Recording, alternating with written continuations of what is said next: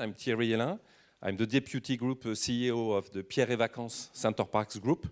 It's a leading European company, leading the European market for tourism residencies and resorts. So not hotel, let's say apart hotel and resorts. This image you have on the screen is the last delivery in Europe, which is Village Nature, just next to Euro Disney, near Paris. So 30 kilometers away from Paris. And it's based on the Center Parcs concept.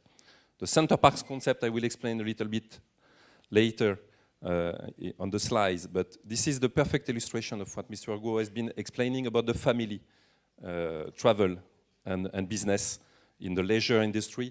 It has been successful the last 50 years in Europe. So we have launched a Chinese initiative 2 years ago. And I will explain how we think to the Chinese market, why our concept perfectly match what the Chinese guests are expecting today. So we are on the short break business. So it's not about long holidays. Most of our travelers are coming from, let's say, 3 days in average. This is Pierre et Vacances. It has been created 50 years ago. We just celebrated the 50th anniversary of the group. So it was created in the Alps, in the mountain, with a resort, which 50 years after is still very, very successful. It's called Avoria. It's in the French Alps. And we still develop and expand this family resort in the mountains, in beautiful Alps. So we grew in time, of course, in Europe. And we bought a very successful concept on which is mostly based the Chinese initiative, which is Center Parcs. Center Parcs is this company which was created almost at the same time as Pierre et Vacances in 1968, so 50 years birthday too for this group. It was created in Holland, so it's on the Dutch market. Then it went to Belgium, to Germany, to France. And today it's one of our most beautiful assets, brand in the group, very successful in France, very successful in Europe, and we think tomorrow extremely successful in China. We opened the last villages, I said near Disney, but also in near Poitiers, in the Département de la Vienne, in the west, grand west of Paris, 3 hours from the big city. The concept is exactly what you said, Mr. Guo, is the idea of plugging a resort in the peri-urban destination, so 2 to 3 hours from the big cities. So catering the needs of urban tourists, urban residents. You need, for a Center Parcs, let's say 10 million people in a 3 hours range driving from the resort. If you have these 10 million urban residents, the park, the resort will open and will be manageable all year long with no closing date and reach level of occupancy which are over 80% for the whole year, without any closing day. So we have been doing that for the last 50 years. We have a great experience in this market. And we think that there's a lot of comparison to do between what the French situation was in the 70s when we created Center Parcs and when we created Pierre et Vacances, and the situation today in China, where we face, of course, a middle class increasing, a lack of touristic destination. If you are a couple with 1 kid in Shanghai or Beijing and you want to go out for the weekend, maybe you have 10 possible destinations, maybe 15, 20, not so much. It's really, you are going to go to the same place all the time. There's really something to do about that. And also the purchasing power, because you have money, but you need to spend and you need to go somewhere. And the problem is there's no family destination or not enough family destination in China. So you find a good Marriott hotel where you can play tennis, but for your kid, it's not suitable. Sorry. Oh my God. Voilà. This is the middle class. So the population we want to address is this 72.7% of the middle class, being 258 million people, which are, let's say, upper middle class in China. So a huge, huge, huge market. What are they looking for? What are the opportunities in the Chinese market? Of course, the ski is emerging. Beijing will host the 2022 Olympics in Beijing very soon. So we are working on building some ski destination with the public authorities and with local developers in China. So first Beijing, but this will be the first ski destination. But most of the Chinese mountains are still to explore and to develop. You want to go all year long on a weekend with your children, whatever the weather is. If it is like today, raining, cold, or snowy, or minus 20 outside at Beijing, you can go at this type of resort without any problem, finding more than 60 different activities. Half of them are indoor, half of them will be outdoor. You can choose, and if you cannot be bored in such destination with amazing slides, wild rivers, and so on. What are we doing there and how are we organized? We have created a company 1 year ago, a little bit more than 1 year, but let's say we have a team in place in Shanghai since January last year. Very professional, very Chinese, very few French people there, a few managers.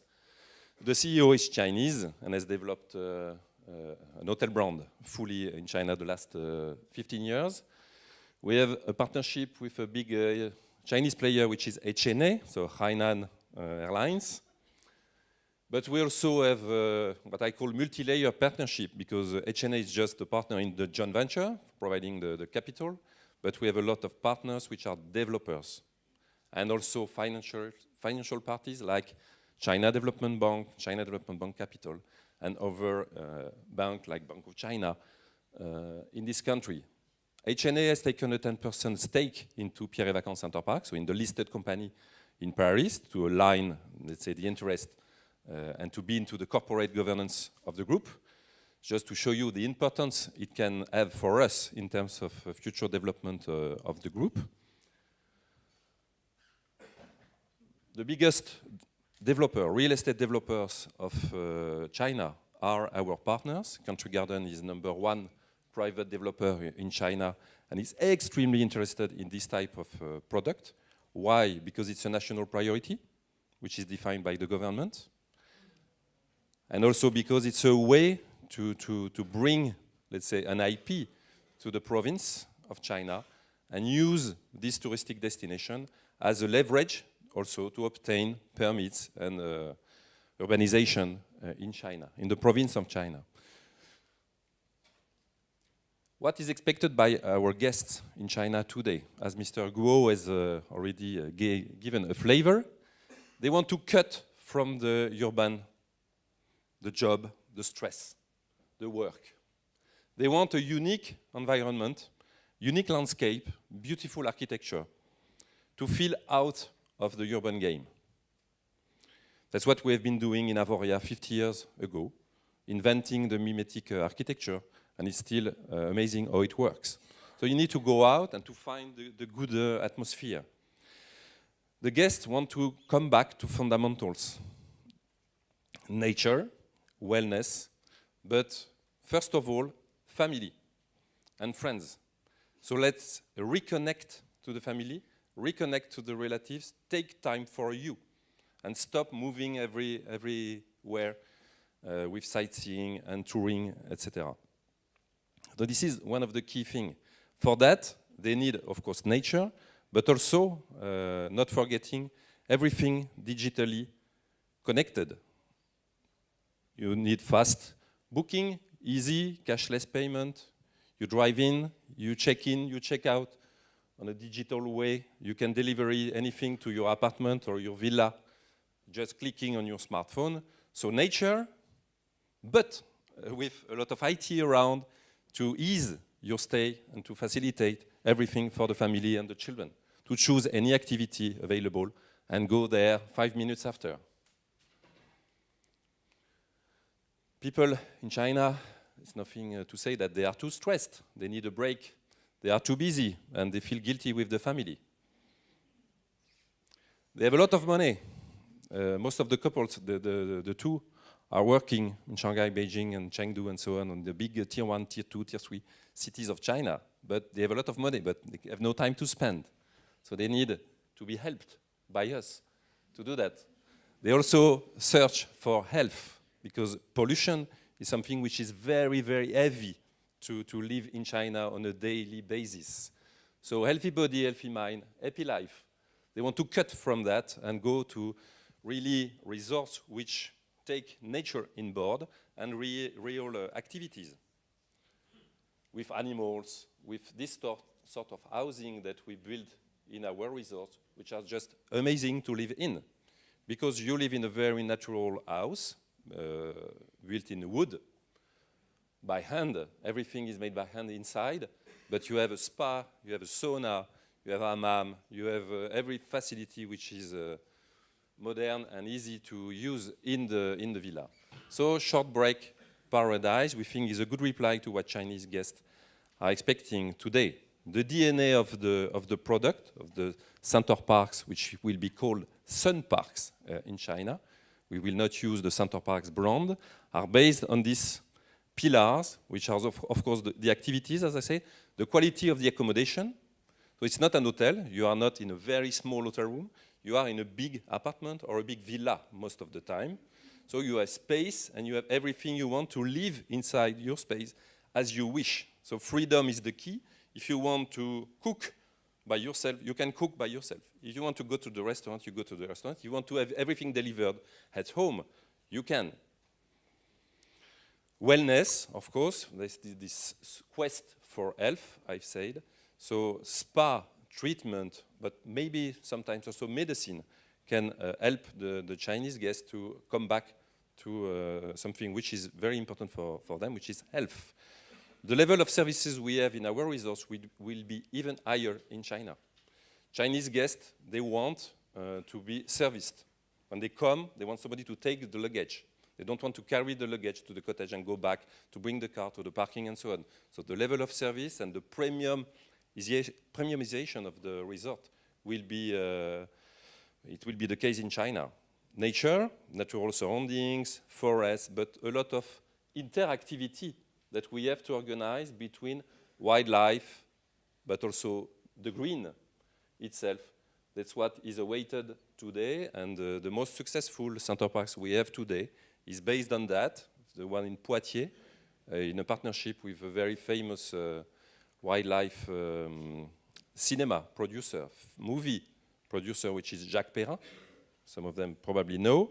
The Aquamundo and the Market Dome, this is the big facilities which are covered, which are indoor facilities, which are heated all year long. And these facilities allow to cut from the seasonality, because the seasonality is the enemy of tourism. So the season is the enemy of tourism. When it's minus 20, you don't want to take your bicycle and go out in the wood. It's more difficult. These facilities provide the full year activity and the possibility to have fun with the children and the family all year long. This is the key. This is why the rate of occupancy is so high. This is why you can finance such expensive resorts, because in terms of capital, you can imagine it's a 250 to 300 million per site. So it's a very expensive asset. But no Center Parcs ever failed in Europe. We have 25 and they are working like hell as of today. So I share what Mr. Guo said.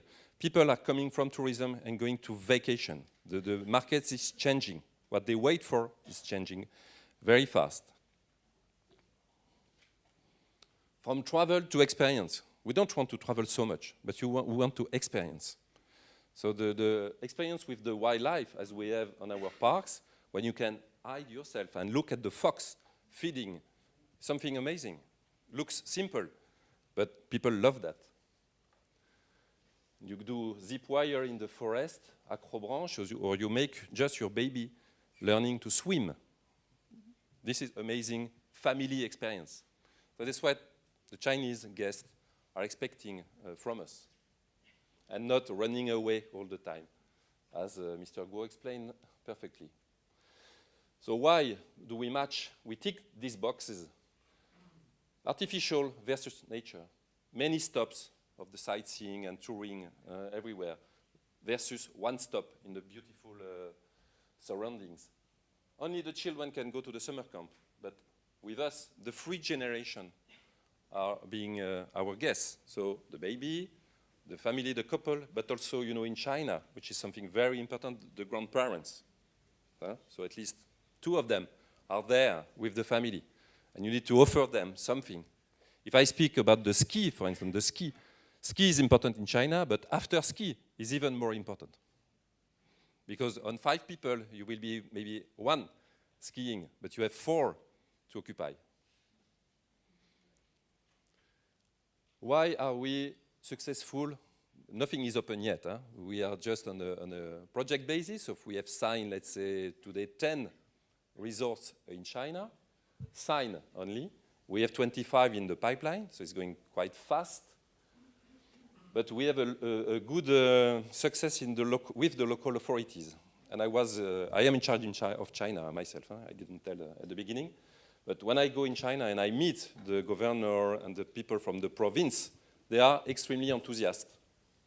Because this is matching what they are expecting for their province level.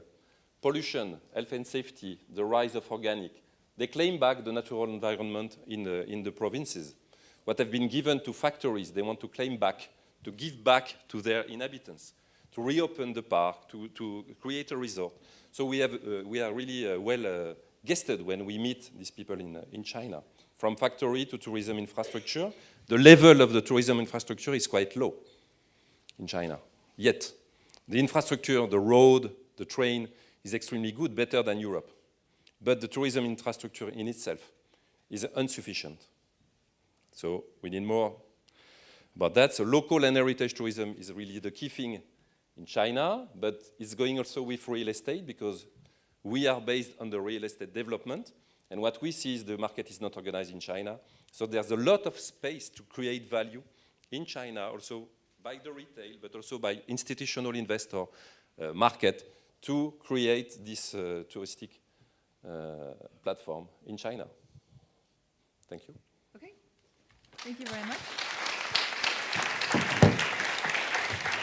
Thank you very much, Terry. That was very interesting. We are out of time, but you know, if we have like one quick question, we can try to squeeze one in if we do. Okay. Do we have any questions? We have one here. Here, I'll just give you this mic. Okay. Hello, I'm Julianne. I'm the director of Chinese development for Caravel Group. I think you know them because they know Gérard Bremond very well. So I have a few questions for you. First of all, how do you protect yourself? Because in China, when they ask you to build 1-2 resorts, but once they get the knowledge, maybe at one point they say, okay, we don't need you anymore. We will be our own resorts like you. Yes. And your main strategy now is more to focus on clients in China, to vacation in China, or to bring them in Europe?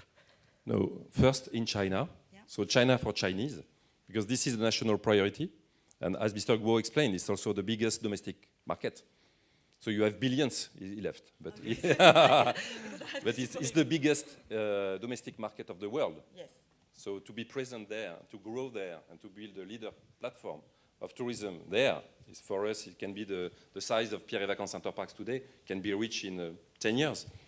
Like Decathlon, like other companies in France, we can grow very fast. So in terms of volume, the volume of the domestic market is such that for us it's a key development.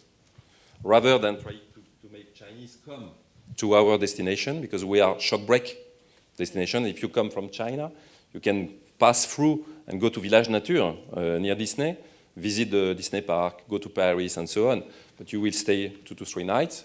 It can be something for Village Nature. For the rest of the province thing, it's a bit early. We have a few Chinese clients. We'll push on that, but let's say it's secondary target compared to the domestic market. And regarding the copy, of course, we know, but the feeling we have is that in China, there's a bit of change of paradigm, meaning that people, rather than copying, they buy. Rather than copying Club Med, Fosun buy Club Med. Rather than copying Pierre et Vacances Interparks, HNA come into the shareholdership of Pierre et Vacances and is doing a joint venture where they have 60%, not 60. I have 40. So if we gain in China, the Chinese will gain more than me, than us as Pierre et Vacances Group. And of course, we will be copied, and some other developers, some other touristic group will try to do that. We are quite confident because it's nothing, it's not scientific. It's a lot of basic rules and levers that we use, but that we have built up in 50 years experience. So it's more about experience, and experience is difficult to copy. Difficult to copy. Okay, Terry? Sorry? Is it stable with HNA? HNA is yes, HNA is not stable. But the thing is, for us, they are a shareholder of the joint venture. They have only a role in funding the project. But as you saw, there's a lot of developers and financial people. We want to feed. On the 25 resorts in the pipeline, there's 0, which is financed by HNA. They are all financed by external parties. And they have 10% into PVCP, the listed company in Paris, but they have no influence. They have 2 board members. They are very kind, and we are very happy with the relationship, but they have no grip on our activity or decision-making process. So, Okay, thank you very much.